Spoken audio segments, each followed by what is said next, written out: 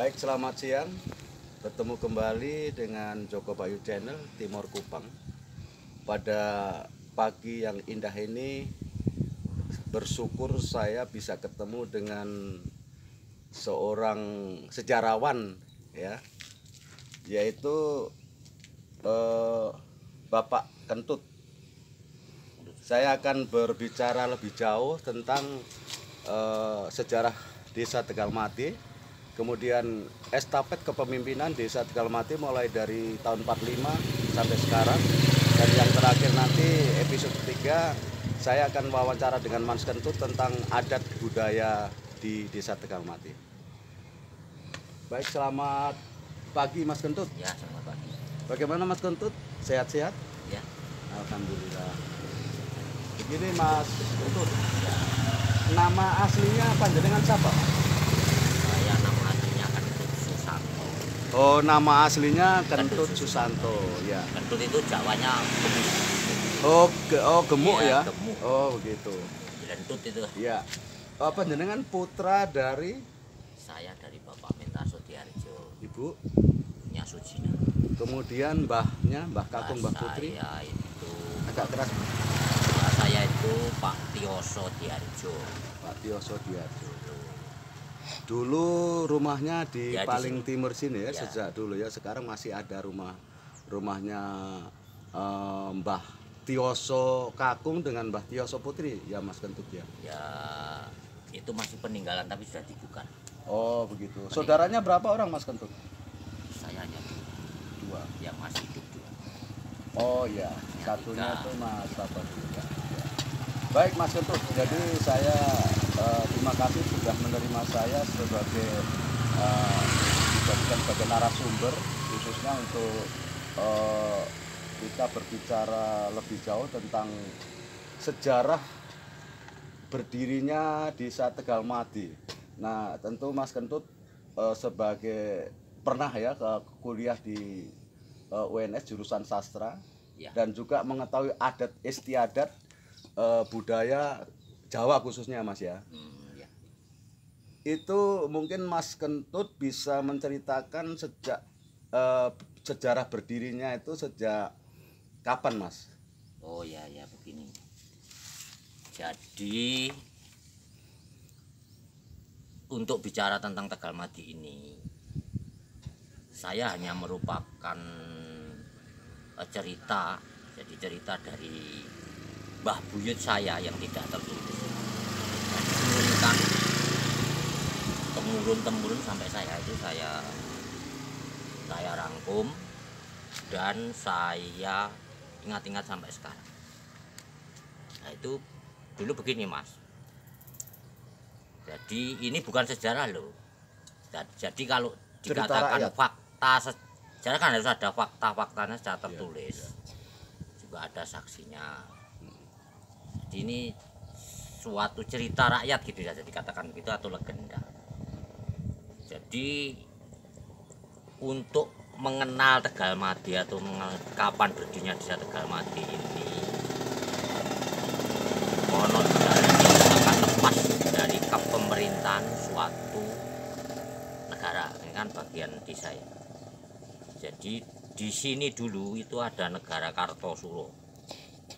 Kartosuro, jadi keraton Kartosuro itu negara yang wilayah kekuasaan hampir seluruh Jawa ini. Gitu loh. Sinuwun Pakubuwono kedua pada saat itu diserang oleh kaum Cina yang disebut Geger Pacinan sampai tersingkir. Beliau tersingkir ke Ponorogo, Gebang, Tinatar, itu Imam besar.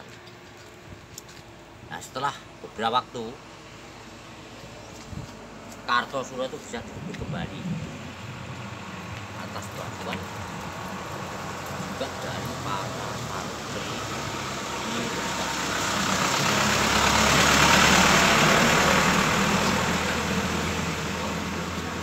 itu kisaran tahun 1755 Masehi. Di sana Kartosuro bisa direbut kembali oleh Pakubuwono II. Itu sekitar tahun, kami ulang, itu kira-kira tahun 1742 kalau tidak salah.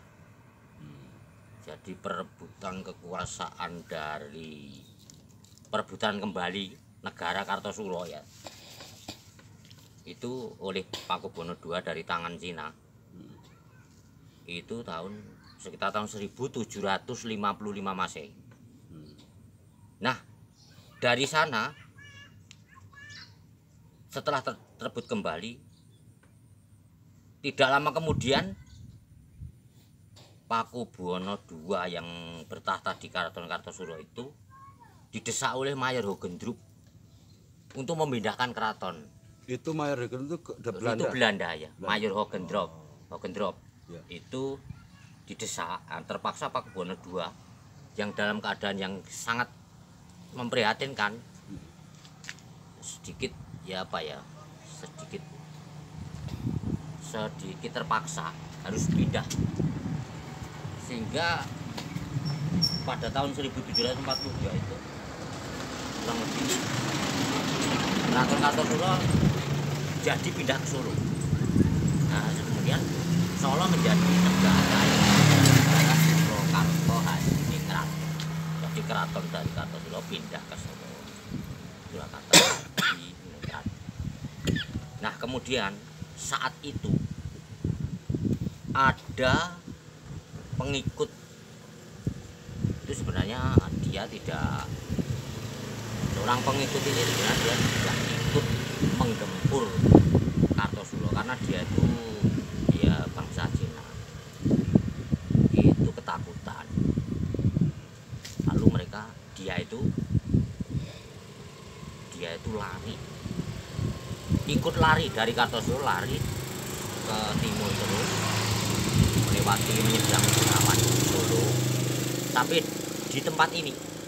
Di Galmati ini Belum, nama Galmati belum ada. Di tempat ini. Iya. Di tempat ini dia membuat pemukiman. Nama orang ini namanya Kitan Anglo atau Kiai Tan Anglo, yang kuburannya itu di sebelah timur desa desa ya, di sekarang. sebelah timur desa Galmati itu. Nah, setelah Pakubuwono II, jadi ini bisa disebut sebagai latar belakang sejarah sebelum sejarahnya Galmati ya, latar belakang gitu. Itu di Surakarta, di Surakarta tidak lama ini terjadi pemberontakan, yaitu Pangeran Mangkubumi dan menantunya Sahid yang dikenal sebagai Pangeran Sambernyawa. Jadi Sahid itu menantunya Mangkubumi. Jadi Sahid itu diambil menantu, dikawinkan dengan putra Pangeran Mangkubumi yang namanya Ratu Bendoro. Nah, ini dikasih itu Sahid oleh Pangeran Mangkubumi. Ini kan menantunya toh. Jadi Sahid dan Pangeran Raden Mas Sahid yang dikenal Pangeran Sambernyawa dan Pangeran Mangkubumi itu adalah menantu. Jadi Sahid menantunya Pangeran Mangkubumi, Mangkubumi itu mertuanya. Setelah terjadi pemberontakan, menyatakan dia sebagai pemberontak di Surakarta, dua orang ini sama-sama, jadi menantu dan mertua sama, berontak semua gitu loh. Nah, di situ ada tawaran dari Belanda lewat Patih Prenggoloyo. Ya, Pangeran Mangkubumi ditawari oleh Belanda lewat Patih Prenggoloyo untuk berhenti berontak dan dikasih, kalau nanti mau itu dikasih separuh negara Surakarta, wilayah negara Surakarta yang dikenal sebagai pembagian sesigar semongko. Saat itu Pangeran Mangkubumi ingin sekali menerima, jadi bahasa Jawanya gelagatipun badhe nampi yang nampi tawaran perjanjian ini. Tapi Said menolak gitu loh. Raden Mas Said ini menolak, tidak mau. Itu menantu jadi maratuwane wis hampir mau menerima tawaran ini pembagian untuk berhenti ngeraman atau berhenti berontak. Tapi saya tidak mau. Akhirnya terjadi selisih pendapat. Berbeda pendapat antara menantu dan mertua itu. Nah, selisih pendapat membesar. Akhirnya terjadi perpisahan pemberontakan. Raden Mas Said sampai meninggalkan. Jadi tidak lagi bergabung dengan mertuanya. Meninggalkan keraton. Tidak, meninggalkan ini kesepakatan berontak antara dengan mertuanya Raden Mas Said itu tadi dan pengikut-pengikutnya. Nah, akhirnya karena Pangeran Mangkubumi murka, Said ini diceraikan dengan anaknya. Yang menceraikan siapa? Pangeran Mangkubumi. Jadi Ratu Bendoro ini garwa terus di Pangeran Sambernyawa atau Pangeran Raden Mas Said ini minta kembali oleh. Nah, di situ Pangeran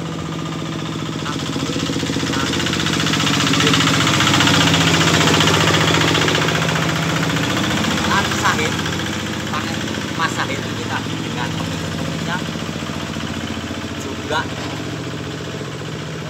tidak lari sebenarnya, tapi berjalan pelan-pelan sampai dia mau menenangkan pikiran.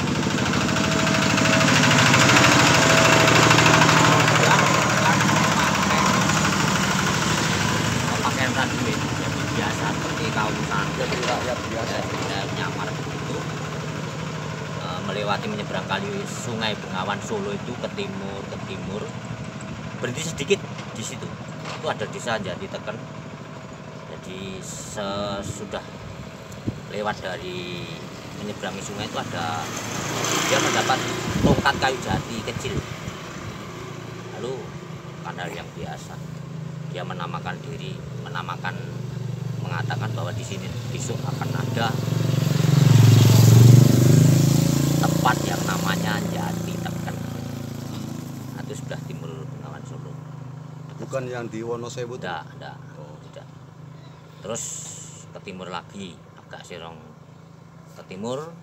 Di situ berhenti lagi Mas Said dan para pengikutnya itu berkata, "Wah, sak menika jeung Raden sampun lamban. Karena sudah sendirian gitu loh, sudah dipisahkan secara resmi oleh istrinya. Nek ngono besok kene tak dadekke jeneng Desa Lamban. Laban saat ini? Ya, menjadi Laban itu. Jadi Lamban sendirian. Maksudnya Dudo sendirian menjadi Laban. Terus Said bersama pengikutnya berjalan ke timur sampai di tempat ini. Sampai di tempat ini itu tengah hari. Panasnya bukan main. Tempat ini waktu itu ceritanya sangat sejuk. Berupa tegalan ya, Mas? Berupa hamparan wadi yang luas begitu. Ya, ini sudah ada yaitu Tan Anglo yang tadinya di situ. Iya. Maksudnya Tan Anglo sudah dikubur di sini? Belum. Masih hidup. Masih nah, hidup. Di situ bersama juga punya teman-teman di situ. Ya tempatnya ya di situ. Menurut cerita nenek saya itu setelah di situ Said datang di tegalnya atau ladang sawah tempat Kyai Tan Anglo, punya Kyai Tan Anglo itu. Di situ Said bersama pengikutnya diberi suguhan apa ya? Ini bahasa Indonesianya apa ya? Makanan. Jamuan. Ya, itu jamuan makan. Ubi. Ubi yang ternyata enak sekali. Nah, saat istirahat di situ bersama pengikut makan jamuan dari Kyai Tan Anglo itu. Ini Pangeran Bernyawa atau Mas Said itu, wah enak sekali di sini. Tempat ini bahasa Jawa loh ya. Iya. Panggonan ini kok mati ra karu-karuan. Tegal kok mati kaya ngene. Nah, gitu. Besok lamun rejaning zaman. Jadi besok kalau keadaan ramai, tempat ini saya beri nama Tegal Made. Iya. Jadi gitu loh. Oke, Mas. Iya. Nuwun sewu. Iya. Ini untuk episode pertama dulu. Iya. Nanti kita sambung episode kedua yang menceritakan tentang sejarah Desa Tegal Made sampai kepada Pangeran Sambernyawa bertemu dengan Kiai Tan Anglo yang dari Iya. Cina dulu. Pemirsa sekalian, ini sementara kita cut dulu. Nanti saya akan berbicara lebih lanjut tentang proses sejarah terjadinya Desa Tegal Made.